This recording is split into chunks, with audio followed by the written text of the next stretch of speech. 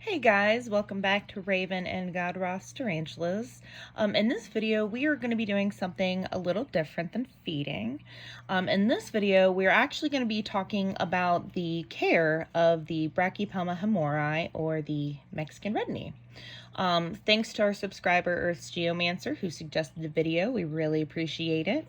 Like and subscribe, everyone else. I guess hit the notification bell too. I always forget about that part. There's always that thing. Just so you don't miss an upload of a nice cool looking spider like that. So let's get to it. So these guys are actually super easy to care for. So adult red knees typically like the ground somewhat dry. The temperature to keep them at is pretty much anything that you're comfortable with, like room temperature. It usually stays between 70 and 75 in my apartment, so it doesn't really cause an issue with these guys at all. We've actually raised this one, her name's Venom. We've raised her since she was maybe first or second instar, which in tarantula terms, it means like first or second molt, essentially, from the time they were hatched. So she was really tiny, just a little partially translucent gray ball. And yeah, she's grown to this size. As you can see, she's pretty good size. I mean, like, that's her compared to my hands. Like, you can see that right there. So she's not very big, but we've had her for almost 3 years, and this is how big she's grown. Like, she is just getting so big, and she eats so much. It's such a big butt. But yeah, these guys are super easy to care for. Like I said, about room temperature, you know, between 70 and 75 degrees. That's usually where it kind of, you know, flutters around here. Now, usually they like a drier substrate. But slings, or otherwise known as the baby tarantulas, they require a little bit more humidity, a little bit more water than you would normally give a Mexican red knee, or any tarantula really, because the tarantulas develop this kind of like waxy coating as they grow older. And the babies haven't developed that yet, so they can lose moisture really easily. It's very easy for them to hydrate. So no matter what species it is, I usually keep the substrate pretty moist for them. This one is starting to approach, like, I'd say juvenile-ish soon. And so I water her a little bit more than the others. Like, you always want to make sure that there's a food or a water dish. And you always want to make sure that it's full. So I'll actually just top that off right here while we have in the video. She attacks her water half the time, so she's actually being really well behaved right now. Maybe it's because she had a huge meal the other day. But yeah, so usually I'll do that. And then with her cage, I'll just spray it around. She's probably gonna attack it now. Unless she's really hyper, then I'll just try to drop some water in there.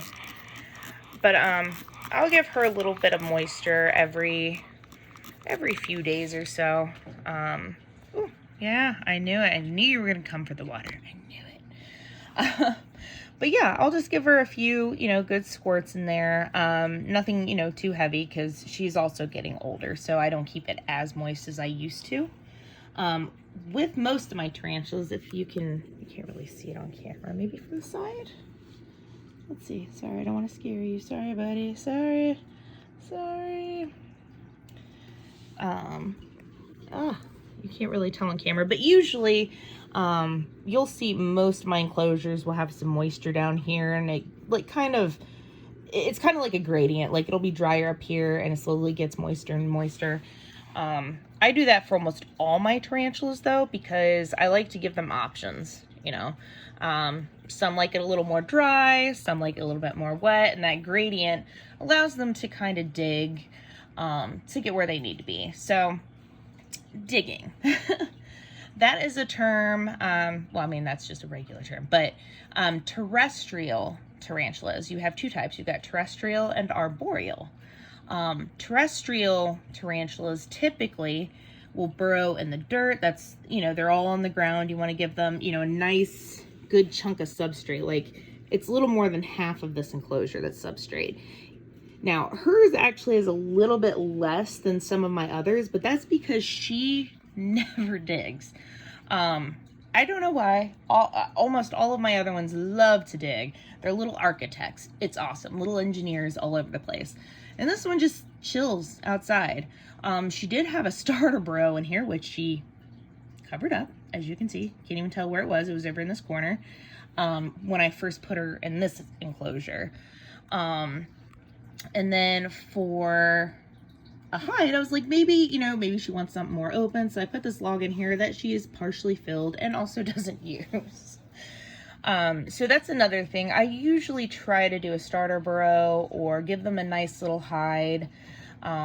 Give them enough substrate to really dig because they're terrestrial. So they're on the ground. They want to dig. That's what they typically do. Even though this girl, because all of them have their own personalities, this girl doesn't dig a whole lot. She just moves dirt around to fill in holes, apparently. So that's what she does. Now she is, oh yeah, I think I already said it. She's 3 years old. So she's going to be a juvenile soon. I'm hoping it's a girl. I keep calling her she, but it's really hard to tell, if not impossible at this size. Now females will usually just keep getting bigger and bigger. Males, when they reach sexual maturity, they get either these little bulbs at the end of their pedipalps, which are the little appendages right there you see on either side of her chelicerae or fang. So they'll develop little bulbs on there, little sperm bulbs. So that's pretty cool. And then sometimes they'll develop what they call tibial hooks on the front two of their legs. They'll have these little hooks that come around, and it helps them actually keep a female lifted up when they're mating. So, this one we don't know yet. We all call them girls. We're very big on the she's because females tend to live a lot longer. Males don't live, and this is pretty much with all species, they live like half, if not less than half of time of the females. Now, I had an OBT. I had it for a few years. It reached sexual maturity, and I got really lucky because usually they die within 6 months. Sometimes, you can see them at a year and a half. Ours just reached over a year and a half when he passed. So it was really sad when we saw him molt and we saw the tibial hooks because they were really prominent. But yeah, we just lost our OBT because he was a male. We were very lucky to have him for as long as we did, so that was pretty cool. So other care. So with the Mexican red knees, these guys have a pretty gentle temperament, but I don't typically hold them. I don't typically hold any of my tarantulas unless it's really necessary. Now, if they're starting to climb out, I'll put my hand on there and let them crawl around and, stuff like that. But I don't like getting them out too often. And it's not because I'm afraid of being bitten, because being bitten by this guy is gonna be pretty, it's a less than a bee sting. Like it's nothing. I mean, nobody wants to get bit, but it's because I don't want them to be injured. Terrestrial tarantulas like this one, these guys, if they fall, I mean, we're talking about even like a good, a little over a foot off the ground, and their abdomen's big enough, it can rupture. If they're small enough, they can get out, you won't find them, you run the risk of crushing them. So mine is strictly because I don't want to hurt my tarantulas. So yeah. Oh, also with the temperament, these guys, they like to kick hairs. If you've seen any of the videos, usually when this one eats, she likes to grab her food and then she'll kick hairs everywhere because she's got an attitude. So she's a New World tarantula. That's her primary mode of defense, is kicking her little hairs everywhere, right? And then running and then biting. So that's the reason they don't typically bite, but doesn't mean they can't. Anything with a mouth can bite. So yeah, I get really worried about dropping these guys. So I try not to handle them too much. Now for other care. So I usually feed these guys about, it depends on their size. Like I feed my slings, like my really small ones, a lot more often than I feed the larger ones, just because, you know, they're just not that hungry. Some people have a schedule. I try to maintain a schedule, but sometimes they want to eat. Sometimes they want to eat more than what I give them. I actually have a tarantula that's been coming out even though they ate a ton the other day because they want more food. So yeah, I tend to feed these guys at least once a week. With the smaller ones, it's about every 2 to 3 days. I'll feed them. These guys aren't that big, so these guys get once a week, but they get a good hearty meal. And as you can see, they're not wanting for food. So, that is the basic care, you know, the temperature, about room temp, you know, give them a little water, make sure they have a food dish, goodness gracious, a water dish. Make sure it's always full, you know, give them a little squirt around the enclosure every once in a while, and, you know, feed them every few days. Some people will just feed them as often as they will eat. That's fine. If they want to eat it, give it to them. That being said, you do not want to leave uneaten food in these enclosures. Superworms can bite. Typically they'll burrow and they'll turn into an annoying beetle, but I try not to leave them in here. Crickets are mean. I mean, they will eat things alive. Like, they are just mean, like crazy mean. So I do not like leaving crickets in here. I notice in videos, or I know in some videos, you'll see me drop a cricket in here, I'll leave it. But if it's not eaten within a certain time period, sometimes I'll check a few hours later. Sometimes I'll check the next day, but I do not leave it in there for very long. I try not to even leave it until the next day, because that runs the risk of, you know, them getting hurt or bit. It's very unlikely that larger tarantulas will get bit by one cricket if one gets in there, but I still don't like to run the risk just because I'm paranoid. But yeah, these guys are super easy to care for. As far as the substrate goes, super cheap. So I have some of this. This is coconut bark. So I use a lot of the coconut bark. I'll mix it a little bit in with the other substrate. But usually this is what I use to like top off the substrate to give it a little bit of texture. The other stuff that I use to mix in with my primary substrate is moss. Oop. Yeah. Some terrarium moss, some sphagnum moss. Yep, so I like to mix that in and also put a little bit on top. And then the primary substrate I use, which this comprises 99% of it, is Eco Earth, which is coconut fiber. And I'm trying to, whew, this is a big bag. Alright, so, and this is the Eco Earth coconut fiber. It looks that's what it is. That's what it looks like. It looks just like dirt, right? I really like this stuff. Some people don't particularly care for it, because they feel like without other things like a clay-like mixture, and other items, it doesn't hold up. I actually haven't had an issue with any of the tunneling, collapsing on my tarantulas, because like we've got a tunnel down there on that one. We got a tunnel over here. I mean, they've all been successful. So, I will do that. Now, when I typically start an enclosure, I do moisten all of the substrate. Now, I don't sop it because you don't want it completely sopping wet, but, you know, I'll get it pretty moist. And then, if it's, you know, what, like these guys, the Mexican redknees, yeah. If it's like one of these guys, you know, I'll top it off with a little bit of dry substrate, as well as that moss and the coconut, oh my gosh, the coconut bark. So, so those are the three things that comprise this substrate. Super easy, super cheap, and it lasts you forever. Because you guys won't even need to, I guess, clean one of these enclosures.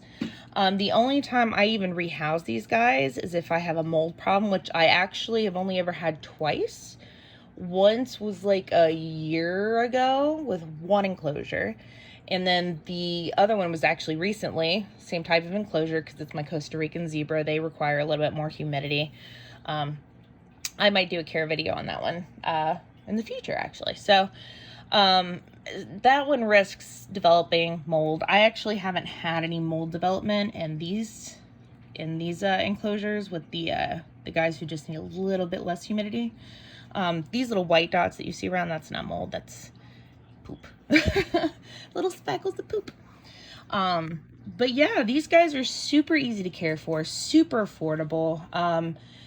The food that I typically give it, also cheap. Like, you can do a ton of stuff. A lot of people like dubia roaches. I would love dubia roaches. I actually really want to start a colony because I have a bearded dragon, and then I've got like 8 other tarantulas. I'm looking to get another tarantula, so there's also that.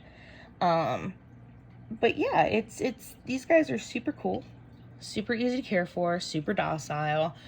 This one is forever hungry, always, up until when they molt, because they'll go into something called pre-molt, where they won't really want to eat because they're preparing to molt. Now, where molting is concerned, molts are a scary and exciting time for me both. I'm always excited when one of them molts, but molting is such a fragile time for these guys. You do not want to move their enclosure. You definitely don't want to rehouse them. You don't want to mess with them. You do not want to try to feed them when they're molting or after they've molted. Like, I wait at least a week, and that's with the smaller ones, because they tend to harden up faster after the molt and become less fragile and, you know, become more hardy like they're meant to be. A lot quicker than the adults do. So sometimes it takes my adults like 2 weeks at least. One time it took a month for one to eat. So, and that was just after their pre-molt. Now this guy does not go through the pre-molt I don't eat phase. Neither does my green bottle blue. They will eat until they pop. So, yeah. So that's the basic care for these guys. Yeah, you guys can get dubia roaches, crickets to feed them, superworms. Most of what I use right now are crickets and superworms. Superworms last forever. I buy them in bulk, which makes them super cheap. I like crickets, except for they kind of smell. And they can die really easily. So let's say my temperature drops to, like, instead of 70, it was like 68. Sometimes that will kill my crickets.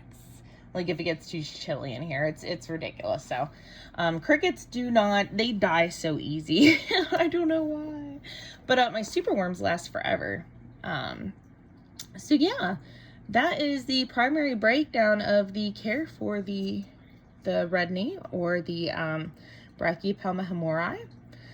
Super cool. I highly recommend them. I really like Brachypelmas in general, just because they tend to get very big. And because, you know, they're docile for the most part. Like I said, they can all have their own personalities. Like, I have a curly hair tarantula, Honduran curly hair, and she is beautiful. Like, she is so photogenic, so wonderful, so beautiful, eats so well, makes the coolest tunnels, which I read all about. But they're also supposed to be one of the top most handleable tarantulas. Mine hates me. Like, if you've ever seen any of the other feeding videos, like, she'll come out, like, I'll try to tease her out a little bit right before I feed her, just so I can get her on camera, just because I like to see her, and I like to scope things out because I'm paranoid. But yeah, I'll kind of lure her out before I feed her. And I also don't, especially this, I don't want to leave the feeders in there. So I like to make sure that everything's an eye shot of me. So I'll try to lure her out, and the whole time that I'll be like teasing her out, she'll be striking and striking and striking. Sometimes she'll strike at her food like 3 or 4 times before she wants to eat it. She's just moody. Whereas my OBT they're supposed to be super aggressive. mine did not threat posture often. Mine was very skittish. It ran a lot. Like if you so much as looked in its direction, boom, gone, hidden.